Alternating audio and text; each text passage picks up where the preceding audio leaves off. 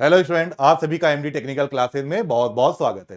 Student, इस video के माध्यम से मैं आपको काफी अच्छी अच्छी चीजें बताने जा रहा हूं, क्योंकि देखिए, कोई भी छात्र अगर प्रतियोगी परीक्षाओं की तैयारी करता है, किसी भी गवर्नमेंट जॉब की प्रिपरेशन करता है, तो उसके दिमाग में कई चीजें आती हैं। जैसे इस जॉब करने से हमें क्या फायदा होगा, इसमें प्रमोशन कैसे होते होंगे, इसमें सैलरी क्या होती है, और जिस भी ऑर्गेनाइजेशन में हम जॉब करने जाएंगे, वो संस्था, जैसे आप आरआरबी जेई 2025 के लिए टारगेटेड है, आप देख रहे हैं कि आरआरबी जेई 2025 का शॉर्ट नोटिस भी आ चुका है। तो बहुत से बच्चे ऐसे होंगे जो अपनी प्रिपरेशन को स्टार्ट करेंगे, बहुत से ऐसे बच्चे हैं जो कि पहले से करते आ रहे हैं।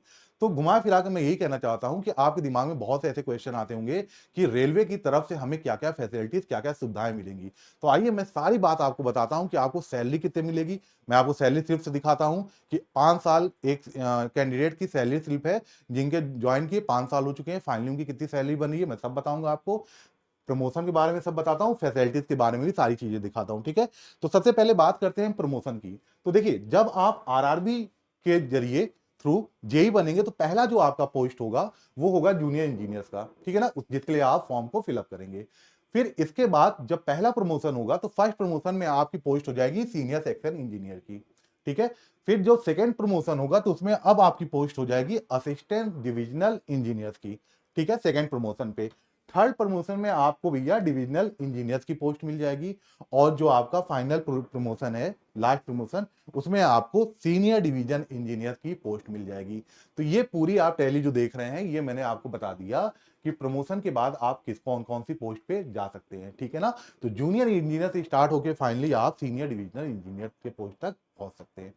अब बात करते हैं हम लोग कौन कौन सी फैसिलिटी सुविधाएं जो आपको रेलवे प्रोवाइड करेगा। पहला देखिए, गवर्नमेंट क्वार्टर। जब भी आपकी जैसे आप जूनियर इंजीनियर के पोस्ट पे जब आप सिलेक्ट हो जाएंगे, तो आपको 2 BHK या 3 BHK के क्वार्टर मिलेंगे। 2 BHK में 2 हॉल, मतलब 2 कमरे होंगे, हॉल होंगे, ये सभी आपको पता है। 3 BHK में आपके 2 बेडरूम होंगे, एक हॉल होगा। अब 2 BHK या मिले या 3 BHK मिले, कारपेट एरिया मतलब स्पेस जो होगा वो इतना ही होगा। हाँ, 2 BHK में थोड़े बड़े बड़े कमरे होंगे और 3 BHK में थोड़े कमरे की साइज कम हो जाएगी। जनरली होता क्या है, जब ज्वाइन करता है कैंडिडेट, एज उतनी ज्यादा होती नहीं, बहुत लोगों की तो शादी भी नहीं हुई होती, तो आपको 2 BHK में ही मिलता है। पर जैसे जैसे आप थोड़ा उसमें जॉब करते जाते हैं, 2 3 3 4 साल बीतते हैं, आपको 3 BHK अलॉट हो जाता है ना। डिपेंड भी इस पे भी करता है कि किस लोकेशन, किस आपकी ज्वाइनिंग हो रही है, वहां क्या खाली चल रहा है इस वक्त। बात करते हैं नेक्स्ट, जो सबसे इंपॉर्टेंट है वो है मेडिकल फैसिलिटी की। देखिए, आपको भी पता है कि सब इंसान ही है ना। तो इंसान है, तो इंसान शरीर में तमाम रोग आ ही जाते हैं, हम चाहे कितना भी कहें या ये बोलें कि नहीं भाई कभी किसी के साथ ऐसी प्रॉब्लम ना आए। तो रेलवे में इसका बहुत फायदा होता है, जो रेलवे के एम्प्लॉयज होते हैं।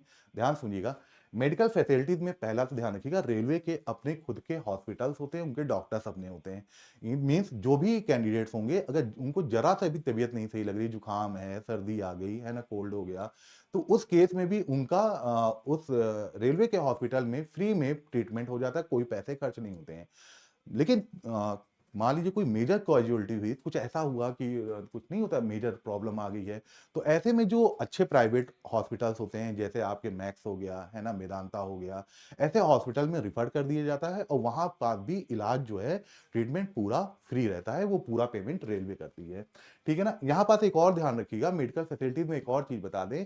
जैसे जब भाई बेबी अगर होगा, ठीक है ना, तो मेटर्निटी लीव मिलती है जो महिलाएं होती हैं, है ना, और पेटर्निटी लीव भी मिलती है पुरुषों को। तो यहाँ पास कुछ छुट्टियां मेडिकल फैसिलिटीज में ही आपकी आ जाती हैं।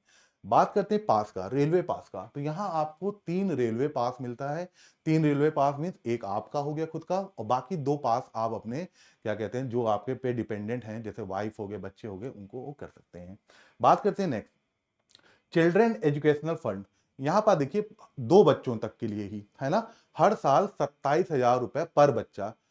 पर जो भी होते हैं ना, जैसे 2 बच्चों तक ही ये रूल काम करता है कि अगर 2 बच्चे हैं, तो हर बच्चे के लिए आपको सालाना 27,000 रुपए दिया जाएगा, 2 बच्चों का, ठीक है ना। फिर बात करते हैं हॉस्टल फैसिलिटीज फॉर चिल्ड्रेन। मान लीजिए जैसे बच्चे ने ट्वेल्थ, आपके बच्चे ट्वेल्थ कर लिए, फिर वो हायर एजुकेशन के लिए डॉक्टरी या इंजीनियरिंग करने गए, वहां पर हॉस्टल में, यूनिवर्सिटी में एडमिशन लिया, तो हॉस्टल फैसिलिटी ले रहे हैं। तो ऐसे केस में 2 बच्चों तक का 80,000 रुपए पर बच्चे का, क्या कहते हैं भाई, उतना पैसा गवर्नमेंट, ये रेलवे आपको देता है, ठीक है।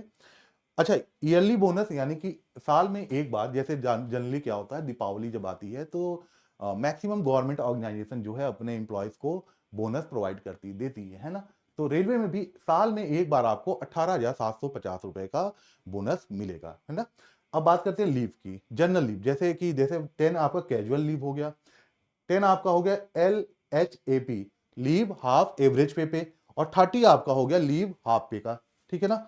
और एजुकेशनल लीव फॉर 2 ईयर का मतलब है कि अगर मान लीजिए आप हायर एजुकेशन जैसे डॉक्टरी करने के लिए अगर आप चाहते हैं लीव लेना, ठीक है ना, और भी कोई एजुकेशन जो कि रेलवे के फील्ड में आप वापस सर्व कर पाए, है ना, तो वो आपको 2 साल की उसमें भी आपको फैसिलिटी मिलती है।